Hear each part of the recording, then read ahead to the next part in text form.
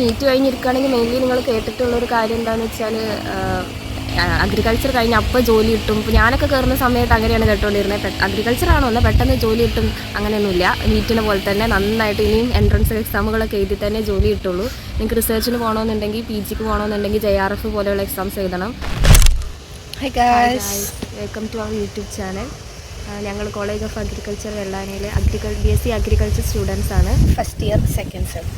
അപ്പോൾ ഇനി വരുന്ന കുട്ടികൾക്ക് ഒരു ഓറിയൻറ്റേഷൻ പോലെ ഞങ്ങൾ ഈ വീഡിയോ എടുക്കാൻ ഉദ്ദേശിച്ചത്. കാരണം 2025-26 അക്കാഡമിക് ഇയർ ആവാൻ പോവുകയാണ്. അപ്പോൾ നീറ്റ് കഴിഞ്ഞിട്ട് ഒരുപാട് പേര് എന്ത് കോഴ്സ് എടുക്കണം എന്ന് ഇപ്പോഴും ഒരു ഐഡിയ ഇല്ലാതെ കൺഫ്യൂസ്ഡ് ആയിട്ട് നിൽക്കുന്നുണ്ട്. സോ ഞങ്ങളുടെ ഈ വീഡിയോ നിങ്ങൾക്ക് ഒരുപാട് ഹെൽപ്ഫുൾ ആവുമെന്ന് ഞങ്ങൾ വിചാരിക്കുന്നു. ഞങ്ങൾ വന്ന സമയത്ത് ഞങ്ങൾ ഒരുപാട് അന്വേഷിച്ചായിരുന്നു ഇതിനെക്കുറിച്ച്, പക്ഷേ നമുക്കിങ്ങനെ വീഡിയോ ഒന്നും കിട്ടിയില്ല. അപ്പോൾ ഇനി വരുന്ന കുട്ടികൾക്കെങ്കിലും ഒരു ഹെൽപ്ഫുൾ ആയിരിക്കും എന്ന് വിചാരിക്കുന്നു.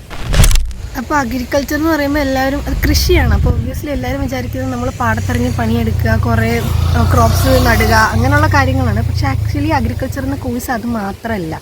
അതിൽ ഒരുപാട് ഡിപ്പാർട്ട്മെൻറ്റ്സ് ഉണ്ട്, ഒരുപാട് ഡിസിപ്ലിൻസ് ഉണ്ട്. അതായത് ഒരുപാട് കോഴ്സുകൾ വേറെ അതിൽ പഠിക്കാനുണ്ട്. അങ്ങനെയുള്ള കാര്യങ്ങളാണ് നമ്മൾ ഈ അഗ്രികൾച്ചർ കോഴ്സിൽ പഠിക്കുന്നത്. അപ്പോൾ നമ്മുടെ ഡിപ്പാർട്ട്മെൻറ്റ്സ് എന്ന് പറയുമ്പോൾ സോയിൽ സയൻസ് ഉണ്ട്, ബയോടെക്നോളജി ഉണ്ട്, മാർക്കറ്റിങ്, എൻറ്റമോളജി, പാത്തോളജി, ബിസിനസ്, അങ്ങനെയൊക്കെ ഒരുപാട് കാര്യമുണ്ട്. കാരണം ഇപ്പം നിലവിൽ നമ്മളുടെ അഗ്രികൾച്ചർ ഫീൽഡ് നമ്മൾ കൂടുതലും ബിസിനസ് ഓറിയൻറ്റഡ് ആയിട്ടാണ്. നമ്മൾ ഈ വർഷം ഞങ്ങൾ 24 ബാച്ചുകാർ കൂടുതലും അത് ഓറിയൻറ്റഡ് ആയിട്ടാണ് പഠിക്കുന്നത്. കാരണം സിലബസിൽ ഒരുപാട് വ്യത്യാസങ്ങൾ വന്നിട്ടുണ്ട്, അതൊക്കെ നമ്മൾ പറയുന്നുണ്ട്.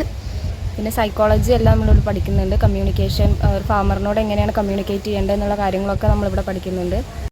നമ്മുടെ സിലബസ് എന്ന് പറയുമ്പോൾ നമുക്ക് ഒരുപാട് കോർ കോഴ്സുകൾ, അതായത് നമ്മൾ ഇമ്പോർട്ടൻ്റ് ആയിട്ട് പഠിക്കേണ്ട കോഴ്സുകളും നമുക്ക് സെലക്ട് ചെയ്യാൻ പറ്റുന്ന കോഴ്സുകളും അങ്ങനെയുള്ള ഒരുപാട് കോഴ്സുകൾ ഇതിനകത്തുണ്ട്. അപ്പോൾ നമുക്കിത് മൊത്തം 8 സെമ്മ്, അതായത് 4 വർഷം. അതിൽ 4 വർഷത്തിൽ 8 സെമ്മിൽ നമ്മൾ ഒരുപാട് കോർ കോഴ്സ്, കോമൺ കോഴ്സ് അങ്ങനെ പഠിക്കും. കൂടാതെ നമ്മൾ സ്കിൽ ഓറിയൻറ്റഡ് ആയിട്ട് കുറച്ച് കോഴ്സും പഠിക്കും. സ്കിൽ ഓറിയൻറ്റഡ് ആയിട്ട് ഒരു കോഴ്സിൽ രണ്ട് ഇതാണ് വരുന്നത്, 2 സബ്ജക്റ്റ് നമുക്ക് പഠിക്കാം. അത് നമ്മുടെ നീറ്റിൻ്റെ റാങ്ക് ബേസ്ഡാണ് ഇപ്പോൾ നമുക്ക് സെലക്ട് ചെയ്യാൻ പറ്റുന്നത്. എല്ലാ കോഴ്സിൻ്റെയും സിലബസുകൾ ഒരുപാടുണ്ട്. ഇതിപ്പം ഏത് ഫീൽഡായാലും, മെഡിക്കൽ ആയാലും എഞ്ചിനീയറിംഗ് ആയാലും അഗ്രികൾച്ചർ ആയാലും ബയോടെക്നോളജി ആയാലും ഒരുപാട് പഠിക്കാനുണ്ട്. ബട്ട് നമുക്ക് എല്ലാവർക്കും പഠിച്ചു കയറാൻ പറ്റാവുന്നതേ ഉള്ളൂ. എല്ലാം നമുക്ക് ടാക്കിൾ ചെയ്യാൻ പറ്റുന്ന കാര്യങ്ങളേ ഉള്ളൂ. പിന്നെ നിങ്ങൾ എവിടെയെങ്കിലും കേട്ടിട്ടുണ്ടാവും അഗ്രികൾച്ചർ സിമ്പിളാണ് പഠിക്കാൻ എന്നുള്ളത്. അത് വെറും നുണയാണ്. അങ്ങനെയൊന്നല്ല, ഒരുപാട് പഠിക്കാനുണ്ട്. നമുക്ക് പറഞ്ഞു തരാൻ പറ്റും, പഠിക്കുന്നവർക്കല്ലേ പറഞ്ഞു തരാൻ പറ്റും. ഞങ്ങളുടെ സീനിയേഴ്സ് 3rd ഇയേഴ്സ് ഇപ്പോൾ റൈസ് കൾട്ടിവേഷൻ ചെയ്തുകൊണ്ടിരിക്കുകയാണ് ഫീൽഡ് വർക്കിൻ്റെ ഭാഗമായിട്ട്. പിന്നെ കോളേജിനെ പറ്റി പറയുകയാണെന്നുണ്ടെങ്കിൽ ഇവിടെ റാഗിങ്ങോ അങ്ങനത്തെ ഒരു പ്രശ്നം ഞങ്ങൾക്ക് ഇതുവരെ ഉണ്ടായിട്ടില്ല. പ്രോഗ്രാംസും കാര്യങ്ങളൊക്കെ ഉണ്ട്, പാർട്ടി ബേസ്ഡ് അങ്ങനത്തെ സംഭവങ്ങളെല്ലാം ഉണ്ട്, SFI KSU. അപ്പോൾ അങ്ങനത്തെ പ്രശ്നങ്ങളൊന്നുമില്ല. സ്പോർട്സ് ഇപ്പോൾ കഴിഞ്ഞേ ഉള്ളൂ, ഇനിയിപ്പോൾ ആർട്സ് വരാൻ പോവുകയാണ്. അപ്പോൾ നമ്മുടെ ഈ കോളേജിൽ ലാസ്റ്റ് ഇയേഴ്സ് എന്ന് പറയുന്നത്, ലാസ്റ്റ് 2 സെം എന്ന് പറയുമ്പോൾ നമുക്ക് റാവേ എന്ന് പറഞ്ഞൊരു പ്രോഗ്രാം ഉണ്ട്. അതും മാത്രമല്ല ELP, അതായത് എക്സ്പീരിയൻഷ്യൽ ലേണിംഗ് പ്രോഗ്രാമും പിന്നെ റൂറൽ വർക്ക് എക്സ്പീരിയൻസുമാണ്. അതിൽ നമ്മൾ ഫാമേഴ്സിനെ പോയി കാണും, അവർക്ക് ക്ലാസ്സസ്, സെമിനാർ അതൊക്കെ എടുക്കും. ELP എന്ന് പറയുമ്പം നമുക്കിവിടെ അവൈലബിൾ ആയിട്ട് നമുക്ക് കുറേ സോഴ്സ് കിട്ടുന്നുണ്ട്. ഞങ്ങളുടെ കോളേജിൽ എന്ന് പറയുമ്പം ഇവിടെ ഒരു മഷ്റൂം ഡിപ്പാർട്ട്മെൻറ്റ് ഉണ്ട്, ഹണി ബീൻ്റെ ഡിപ്പാർട്ട്മെൻറ്റ് ഉണ്ട്. അപ്പോൾ അവിടെ നിന്നൊക്കെ കിട്ടുന്ന പ്രൊഡക്ട്സ് വെച്ചിട്ട് ഞങ്ങൾ ഇത് കുറേ നമ്മൾ ഫുഡ് ഐറ്റംസ് ആയാലും അങ്ങനെ കാര്യങ്ങളൊക്കെ ഉണ്ടാക്കി നമ്മുടെ കോളേജിലെ സ്റ്റുഡൻസിന് തന്നെ വിൽക്കുന്ന ഒരു എക്സ്പീരിയൻഷ്യൽ ലേണിംഗ് പ്രോഗ്രാമും ഇപ്പോൾ നടക്കുന്നുണ്ട്. നീറ്റ് കഴിഞ്ഞിരിക്കുകയാണെങ്കിൽ മെയിൻലി നിങ്ങൾ കേട്ടിട്ടുള്ളൊരു കാര്യം എന്താണെന്ന് വെച്ചാൽ അഗ്രികൾച്ചർ കഴിഞ്ഞ് അപ്പോൾ ജോലി കിട്ടും. ഇപ്പോൾ ഞാനൊക്കെ കയറുന്ന സമയത്ത് അങ്ങനെയാണ് കേട്ടുകൊണ്ടിരുന്നത്. അഗ്രികൾച്ചറാണോ എന്നാൽ പെട്ടെന്ന് ജോലി കിട്ടും അങ്ങനെയൊന്നുമില്ല. നീറ്റിനെ പോലെ തന്നെ നന്നായിട്ട് ഇനിയും എൻട്രൻസ് എക്സാമുകളൊക്കെ എഴുതി തന്നെ ജോലി കിട്ടുള്ളൂ. നിങ്ങൾക്ക് റിസർച്ചിന് പോകണമെന്നുണ്ടെങ്കിൽ ജിക്ക് പോകണമെന്നുണ്ടെങ്കിൽ JRF പോലെയുള്ള എക്സാംസ് എഴുതണം. അതുപോലെ ബാങ്കിങ്ങിലാണെങ്കിൽ നബാർഡിൻ്റെ എക്സാം എഴുതണം. അങ്ങനെ ഇനിയും എക്സാമുകളൊക്കെ എഴുതി തന്നെ നമുക്ക് ജോലി കിട്ടത്തുള്ളൂ. പിന്നെ അഗ്രികൾച്ചറിൻ്റെ ആദ്യത്തെ പടി എന്ന് പറഞ്ഞാൽ നമ്മൾ agriculture officers, soil conservative officer അങ്ങനെയാണ്.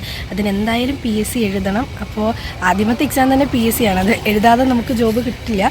പിന്നെ ഇതുപോലെ ഒരുപാട് എക്സാംസ്, പിന്നെ ഇൻറ്റേൺഷിപ്സ് കാര്യങ്ങൾ, അതുപോലെ ഒരുപാട് കാര്യങ്ങൾ ഇതിൽ വരുന്നുണ്ട്. ഒരുപാട് കരിയർ ഓപ്ഷൻസ് നമുക്ക് ഈ ഒരു കോഴ്സിന് അവൈലബിൾ ആണ്. കാരണം ഞാൻ നേരത്തെ പറഞ്ഞ പോലെ ഒരുപാട് ഡിപ്പാർട്ട്മെൻറ്റ്, ഒരുപാട് ഡിസിപ്ലിൻസും ഉണ്ടായത് കൊണ്ട് നമുക്ക് ഏത് റൂട്ടിലേക്ക് വേണമെങ്കിലും തിരിഞ്ഞ് നമുക്ക് പോവാം. അഗ്രികൾച്ചറിന് മാത്രമല്ല, നമുക്ക് ഏത് റൂട്ടിലേക്ക്, അതും അഗ്രികൾച്ചർ പഠിച്ചിട്ട് നമുക്ക് ബാങ്കിൽ വർക്ക് ചെയ്യാം, നമുക്ക് സിവിൽ സർവീസ് എക്സാംസ് എഴുതിയിട്ട് IAS IPS IFS ഒക്കെ എടുക്കാനുള്ള ഓപ്ഷൻസ് ഇതിലുണ്ട്. അതുപോലെ ഇപ്പോൾ എൻ്റർപ്രണർഷിപ്പ് താല്പര്യമുള്ളവരാണെന്നുണ്ടെങ്കിൽ നമ്മൾ IIM പോലെയുള്ള വലിയ കോളേജുകളിലൊക്കെ അഗ്രി ബിസിനസ് മാനേജ്മെൻറ്റ് എന്ന് പറഞ്ഞൊരു കോഴ്സ് ഉണ്ട്. നല്ല സ്കോപ്പുള്ള കോഴ്സാണ്. Agri business, agri startups. ഇപ്പോൾ നമ്മുടെ കോളേജിൽ തന്നെ നമുക്ക് ഇന്നോവേറ്റീവ് ആയിട്ടുള്ള ഐഡിയാസ് കൊടുത്തു കഴിഞ്ഞാൽ നമ്മുടെ കോളേജ് നമ്മളെ സപ്പോർട്ട് ചെയ്യുന്നുണ്ട്.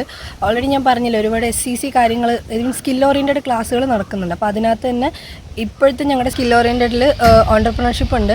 അപ്പോൾ അതിൽ നമുക്ക് എന്ത് ഐഡിയാസ് കൊടുത്താലും അതിന് അവർ സപ്പോർട്ട് ചെയ്യും. നമുക്ക് ഇൻവെസ്റ്റ്മെൻറ്റ്സോ കാര്യങ്ങളോ എന്തെങ്കിലും വേണമെങ്കിലും കോളേജ് ഫുൾ സപ്പോർട്ടാണ്. ഇപ്പം നമ്മൾ ഡീനായാലും ടീച്ചേഴ്സായാലും ഒക്കെ നമുക്ക് സപ്പോർട്ട് തരുന്നുണ്ട്. അപ്പോൾ അങ്ങനെയുള്ള കാര്യങ്ങൾ നമുക്ക് ഈ കോഴ്സിൽ ചെയ്യാം.